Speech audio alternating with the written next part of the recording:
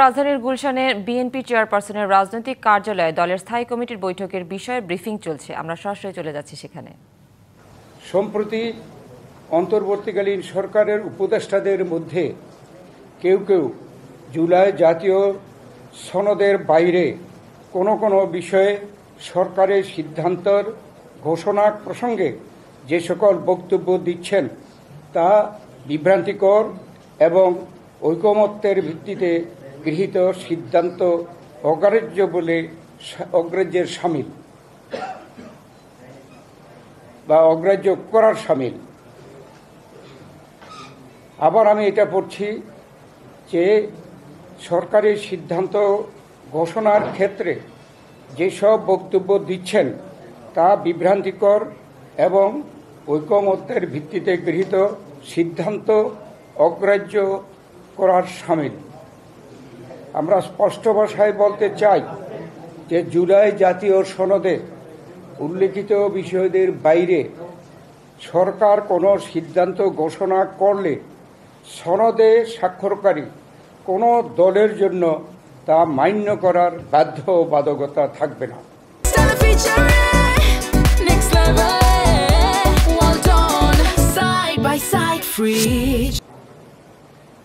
এটা আমরা আবার বলছি, আমরা স্পষ্ট ভাষায় বলতে চাই যে জুলাই জাতীয় সনদে উল্লেখিত বিষয়দের বাইরে সরকার কোনো সিদ্ধান্ত ঘোষণা করলে সনদে স্বাক্ষরকারী কোনো দলের জন্য তা মান্য করার বাধ্যবাধকতা থাকবে না।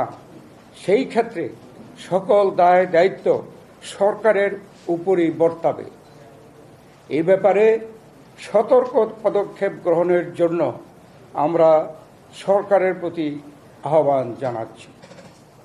আপনাদের সকলকে ধন্যবাদ। আল্লাহ হাফেজ। বাংলাদেশ জিন্দাবাদ। আমাদের এই সংক্ষিপ্ত আজকে এই আমাদের যে বক্তব্য রাখার জন্য আপনারা কষ্ট করে এসেছেন, সুযোগ দিয়েছেন, তার জন্য আপনাদেরকে আবার ধন্যবাদ। সরকারের পক্ষ থেকে তো উদ্যোগ নেওয়া হচ্ছে, আবার ছাত্রীর সময় বেঁধে দিয়েছিল, আবার সেই সময় সেটাও দিয়েছে। আমরা যেটা জানতে পেরেছি আনাফিসির আপনাদের সাথে যোগাযোগ করা হয়েছে যে সমস্যাটা হয়েছে সেটা সংকটের জন্য, কিন্তু আজকে আপনারা বলে দিলেন যে সরকার এর বাইরে কোনো উদ্যোগ নিলে আপনারা সেটা গ্রহণযোগ্য হবে না, আপনারা সেটা মানবেন। তাহলে আসলে বিষয়টা কোন দিকে যাবে? এটা আমরা শুধু মানব না বলিনি, বলেছি এই যারা স্বাক্ষর করেছে তারা মানবে না। সরকার আমাদের সাথে যোগাযোগ করে নাই, তাহলে সনদ এবং গণভোটের বিষয়টা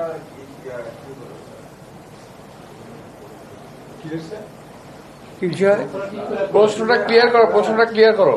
আপনারা যেহেতু বললেন যে দলের কোনো দায় থাকবে না, তাহলে যে জটিলতার সৃষ্টি হয়েছে রাজনীতিতে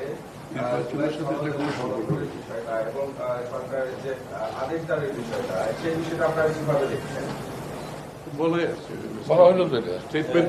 বিষয়টা হচ্ছে যে আপনারা তো বললেন যে জুলাই সনদে স্বাক্ষর করার পরে সনদের বাইরে যা আছে সেগুলো রাজনৈতিক দলগুলো মানতে বাধ্য নয়। কিন্তু সেই ক্ষেত্রে জামাত ইসলামীও তো সনদে স্বাক্ষর করেছিল, তারা আবার এই জাতীয় নির্বাচনের আগে গণভোটের জন্য কিন্তু তারা আন্দোলন করছে এবং আজকেও তাদের কর্মসূচি চলছে। সেই ক্ষেত্রে এই যে মতৈক্যের জন্য যে 1 বছর ধরে চললো, এখন তো আসলে সেই মতৈক্যটা দেখা যাচ্ছে এবং এই তাদের যে গণভোটের জন্য যে আন্দোলন কিংবা দাবি, সেই ক্ষেত্রে তো মানে তার মতৈক্য পৌঁছানো যাচ্ছে।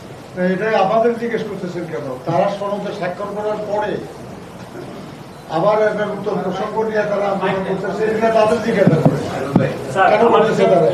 বিষয়টি স্পষ্ট হয়েছে আপনাদের নোট অফ ডিসেন্ট সহ, স্যার আপনারা যে নোট অফ ডিসেন্ট সহ যে অবস্থায় স্বাক্ষর করেছিলেন আপনারা ওই জায়গায় আছেন কিনা, সেখান থেকে আপনাদের অবস্থানে কোনো পরিবর্তন হয়েছে কিনা? 1 নম্বর বিষয়, যে নোট অফ ডিসেন্ট সহ স্বাক্ষর করেছিলেন আপনারা ওইখানে আছেন কিনা, ওইখান থেকে কোনো আপনাদের অবস্থানের পরিবর্তন হয়েছে কিনা এবং গণপরিচিত কোনো পরিবর্তন এসেছে কিনা আপনাদের অবস্থানে? আমরা জুলাই জাতীয় সনদ যেভাবে স্বাক্ষরিত হয়েছে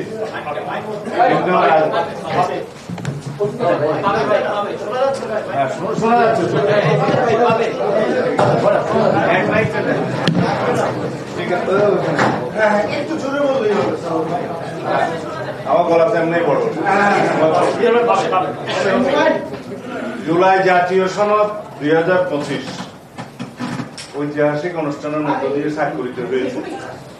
সেই সনদে বিভিন্ন রাজনৈতিক দলের বিভিন্ন দফায় কিছু নোট অফ ডিসেন্ট আছে।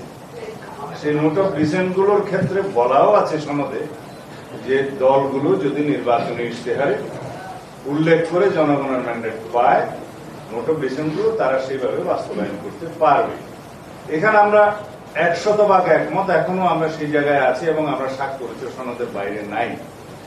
কিন্তু যেভাবে জাতীয় ঐকমত্য কমিশন সরকারের কাছে সনদ বাস্তবায়নের উপায় সংক্রান্ত যে সুপারিশ প্রদান করেছে, তার মধ্যে নোট অফ ডিসেন্টের অংশগুলো উল্লেখিত নাই, একদম নেই।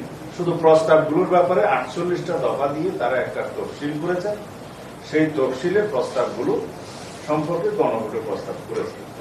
গণভোটের বিষয়ে আমরা একটা জাতীয় ঐকমত্যের স্বার্থে একই দিনে জাতীয় সংসদ নির্বাচনের দিনে একই দিনে গণভোটের মাধ্যমে জনগণের সম্মতি নেওয়ার জন্য জুলাই জাতীয় সনদের উপরে আমরা রাজি হয়েছিলাম। সেই জায়গায় আমরা আছি। এখন এই স্বাক্ষরিত সনদের বাইরে গিয়ে কোন কোন রাজনৈতিক দল জুলাই সনদ বাস্তবায়নের জন্য যে অযৌক্তিক এবং নতুন নতুন ইস্যু করে যে আন্দোলন করছে, সেই ব্যাপারে তাদেরকে বক্তব্য প্রদান করতে পারেন। এর বাইরে আমরা সনদে স্বাক্ষরিত যে বিষয়গুলো আছে তার বাইরে যদি সরকার কোন সিদ্ধান্ত নিতে যায়, সেটা কোন রাজনৈতিক দল যারা সনদে স্বাক্ষর করেছে তাদের উপরে কোনো দায় দায়িত্ব বর্তাবে না বা মানতে বাধ্য নয়। এই মেসেজটা দেওয়ার জন্য আজকে আমাদের এই সংবাদ সম্মেলন। সাংবিধানিক আদেশ যেটা জারি করা, আপনারা রাষ্ট্রপতি জারিভাবে এই পক্ষে ছিলেন। অন্যান্য দল দাবি করছে যে প্রধান উপদেষ্টা করবে। আপনি ওই জায়গায় অবস্থান দেখতে পাচ্ছেন। আদেশের বিষয়ে আমরা স্পেসিফিক কোন প্রস্তাব এরকম দেইনি যে আদেশ কে জারি করবে। আমরা একটা সাংবিধানিকতার মধ্যে আছি। সাংবিধানিকভাবে এই সরকার শপথ নিয়েছে, সবকিছু আইনানুগভাবে চলছে। তা এখন কোন অধ্যাদেশ জারি করার ক্ষমতা এই সংবিধান অনুসারে রাষ্ট্রপতি। যদি কোনো আদেশ জারি করতে হয়, সেই আদেশের মর্যাদা যদি আইনি হয়, সেই আদেশ জারি করার মতো কোন সাংবিধানিক অবস্থা বাংলাদেশে নেই। কারণ প্রেসিডেন্ট অর্ডারটা জারি করার একটা বিধান এক সময় ছিল, যতদিন পর্যন্ত বাংলাদেশের সংবিধান গৃহীত হয়নি। আপনারা সবাই জানেন সেরকম পিইউ অর্থাৎ প্রেসিডেন্ট অর্ডার নিয়েই তখন রাষ্ট্র চলত।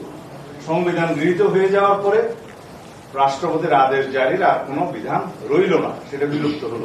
এখন কি রকম আদেশ দিবে, সেই আদেশের মর্যাদা কি আইনি মর্যাদা হবে, সেটা এখনো সরকার নির্ধারণ করেনি। একমাত্র অধ্যাদেশ প্রণয়ন করা ছাড়া রাষ্ট্রপতির অন্য কোনোভাবে আইন প্রণয়ন করার ক্ষমতা এখন নেই। Between two sessions of parliament রাষ্ট্রপতি অধ্যাদেশ জারি করতে পারে। এখন যেটা করছে আর কি, রাষ্ট্রপতি অধ্যাদেশ জারি করে রাষ্ট্রপতি করছে, কিন্তু আদেশ জারি করার কোন বিধান বর্তমান সংবিধানে নেই। কিন্তু যদি এখন কোন প্রজ্ঞাপনকে আদেশ নামকরণ করতে চায় এবং সেটার আইনি মর্যাদা না থাকে, সেটা প্রজ্ঞাপনের মাধ্যমে সরকার প্রকাশ করতে পারে।